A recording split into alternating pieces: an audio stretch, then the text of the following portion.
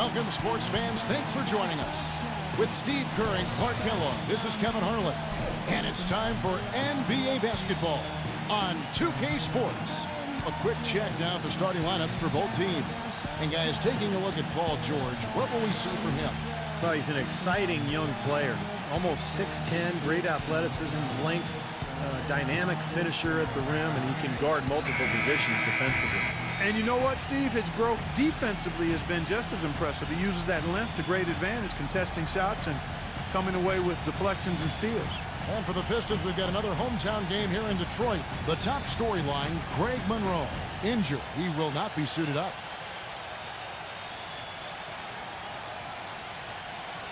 Kevin, you could tell when he went down in the last game that it wasn't good. And that news just confirms our worst fears. He's going to have to watch from the sideline, and I'm not sure how long he's going to be out. Well, we'll see. I mean, as his...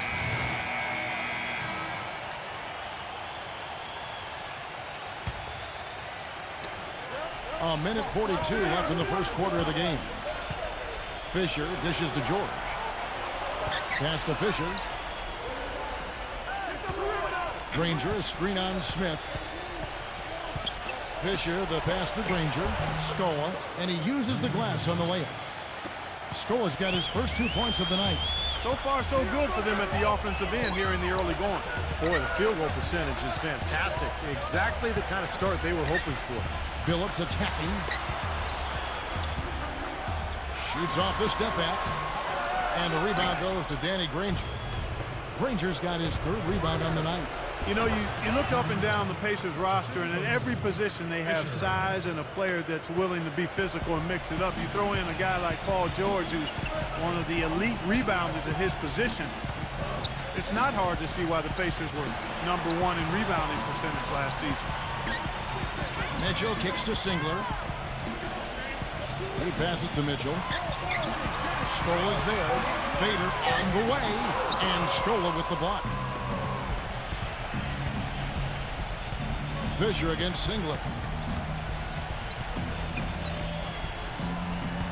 27 seconds left to play in the first quarter. Granger for the three. That's good. And the assist goes to Fisher.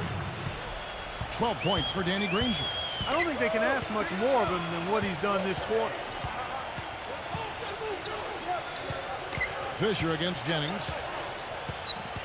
Singler outside, looking to end the run. Hill pulls it in. Hill's got his 5th rebound in this one. And that's it for the first quarter in what's been a very lopsided game. It's the Pacers running away with this one. The second quarter coming up right after this break, so don't go anywhere. Come to where the action is. See your Pacers up close and personal. Always great to see baddest one doing what he does best. Make sure to be there. Come out and welcome our sensational new rookie.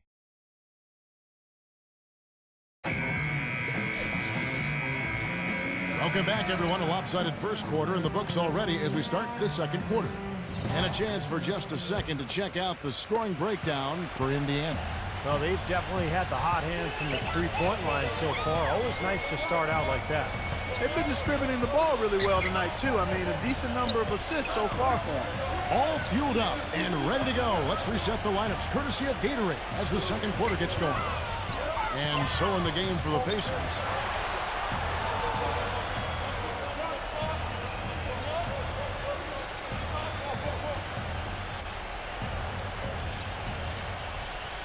Down low, Weston Hibbert. Fisher is out there with Orlando Johnson. And it's Copeland in at the small forward. You know, never easy to come back from a torn Achilles, but Chauncey Billups did a pretty nice job of doing so last year after the Achilles shelled him for most of the 2011-12 season. Let's go to our sideline. Pistons trail by 20. Here in the second quarter, we've played a little over 2.5 minutes now. Jennings dishes to Singler. Shoots. Jennings with the bucket. Jennings has got 5. And going back to Chauncey, he played 22 games last year, but it was amazing. He was was able to come back at all. And Kevin, it helped that he was on a team where he almost never had to be the primary ball handler. That would have put a lot more pressure on that Achilles. But even though he moved okay, his numbers were down, and you have to wonder how many more years he has left. And here's Jennings, the fast break opportunity. A second chance effort. And he drew the blocking foul. He'll go to the line for 2. They get Danny Granger. Well, as we take a look at the rankings, let's see where Detroit ended up last season. 13th in rebounding, 14th in field goal percentage. And for blocks, interior defense, not a strong point for them. Just top 20 in the league. Well, Detroit has always been one of those teams you think of when it comes to franchises that epitomize the rough and tough Eastern Conference. Always look to be a tough defensive team, and they might not have the flashiest players, but they have some of the toughest, no doubt. And Indiana making a change here. Hibbert's checked in. He got the shot he wanted off that pick, just couldn't get it to fall. But Steve, they'll take that play all day long, 10 times out of 10. That was good action. Mitchell passes to Billups. The Pistons working the ball around now.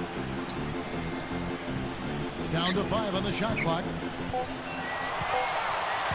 Mitchell gets to Jennings. Bangs home the trifecta. Jennings has got 5 points in the quarter. And Clark, as you said, the Pistons were strong against the rest of the East last year. Didn't give away too many games, and 25 of their 29 wins came against Eastern opponents. Yeah, they took advantage of the weaker conference for sure, but it just shows you how much growth they have ahead of them, because in order to get to the playoffs, they're going to have a good record against the West as well. You know, it's been interesting to see how Chauncey Billups' career has changed as he's grown. Early on, he was known more as an offensive point guard, and then he became a playmaker for the Pistons during that championship season in that era. And now he's really become a spot-up shooter and a dead-eye marksman for his club. And that's not to say that he can't do anything else, but he has really stepped up his shooting from deep. Not a lot of guards can go from carrying the ball handling duties to being a catch-and-shoot guy, but Chauncey has made the transition quite smoothly. You know, in order to win your division, you have to be able to win games against the rest of your conference, and that's exactly what Indiana did last season. A tough team in a tough division, and they gave no ground to other teams in the East. Catching up on the changes now for Indiana. David West, he's checked in for Hibbert. And now, brought to you by Sprint.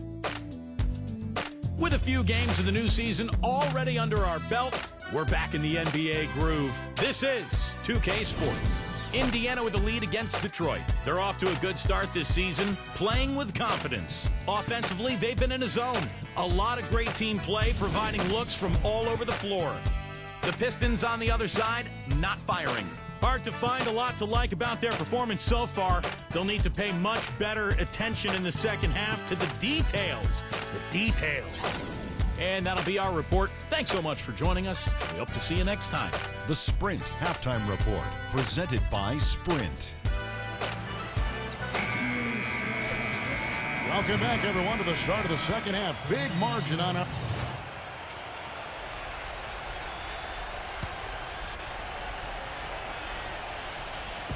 So it's the Pacers now. 18 points separating the teams. That's the biggest lead of the game. And here's George for 3. That doesn't go either for George. Been a poor shooting performance for him today, but luckily for them, a lot of his teammates have come through. Jonas Jerebko is really a mobile, hustling 4-man out of Sweden. I mean, a nice find for the Pistons as a second-round pick back in 2009. We got Jerebko. Chauncey Billups out there with Jennings. Then it's Smith, and it's Caldwell Pope in at the 3 spot. That's the 5 on the floor for the Pistons. How about that play? Great body control. Still manages to finish the play despite the contact. You know, when that whistle blows, you're not done. Get greedy and find a way to knock it down. Charlie Villanueva's checked in for Detroit. Stuckey comes in for Brandon Jennings. Pistons trailed by 19, and Jerebko had that Achilles tear, missed the 2010-2011 season. Yeah, but he bounced back nicely. A little bit of a tweener, kind of a small forward, power forward hybrid, but he's tough. You love the energy and the defense that he brings to the game. Yeah, Jonas is a nice rotation big, you're right. Scola, a screen on Billups. Fisher working against Billups, and stolen by Billups. And now it's Billups running. He can go all the way. Lays it in off the breakaway.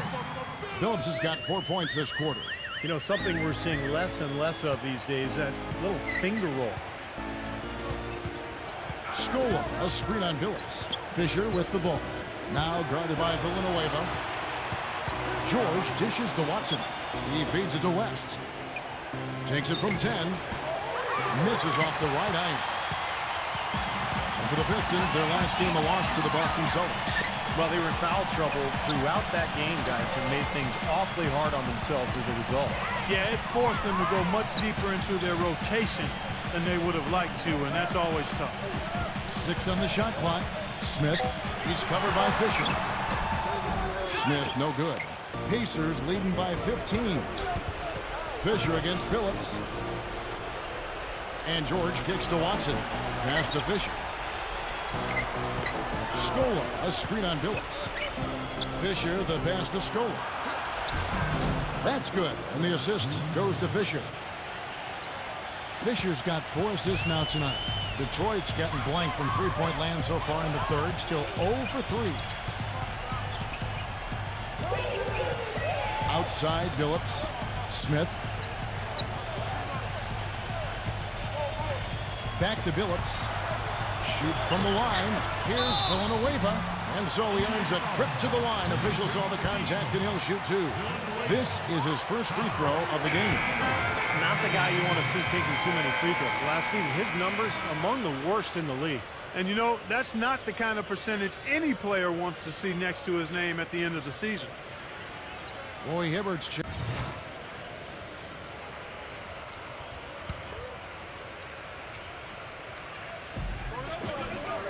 Granger with the ball. Now Bynum defending. West a screen on Jennings. Fisher dishes to West. And 2 free throws coming up as he misses that one. Drawing the whistle and a lot of contact there. Well, you got to love the season from David West last year, coming off the ACL tear back in 2011. I think he's completely back as far as that injury is concerned. He was so good last year, particularly in the playoffs. And David West, Clark, the locker room leader for the Pacers last season, helped lead them all the way to the Eastern Conference Finals, and a guy I know that you greatly admire. Oh, my goodness. Love the way he does his work. I call him Real Deal 21. There's nothing fluffy about what he gets done, and he's so smart and so savvy in how he approaches the game, and really a lion in the locker room for the Pacers. That's why that team was so tough in many ways, particularly defensively. On the court right now for the Pacers. Granger and West at the forward slots. Fisher is out there with Paul George, and it's Hibbert in at the center. Stuckey against Fisher. Stuckey kicks to Jerebko. Feeds it to Smith. Inside to Villanueva. Yes, and it's Smith with the assist that time.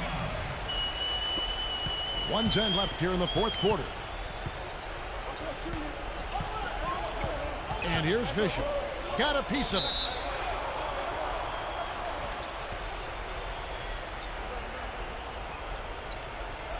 Out of bounds. Pacers ball as Indiana keeps possession. So an entirely new group in now for Indiana. Luis Scola, he's checked in for Hibbert. Chris Copeland comes in for David West. Hill, he's checked in.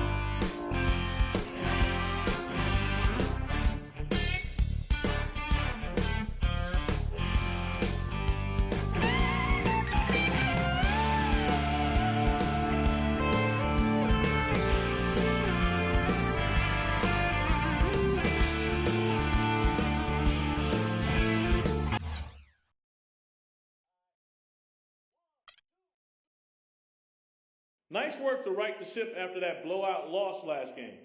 Did anything go on behind the scenes that you can comment on that may have made the difference?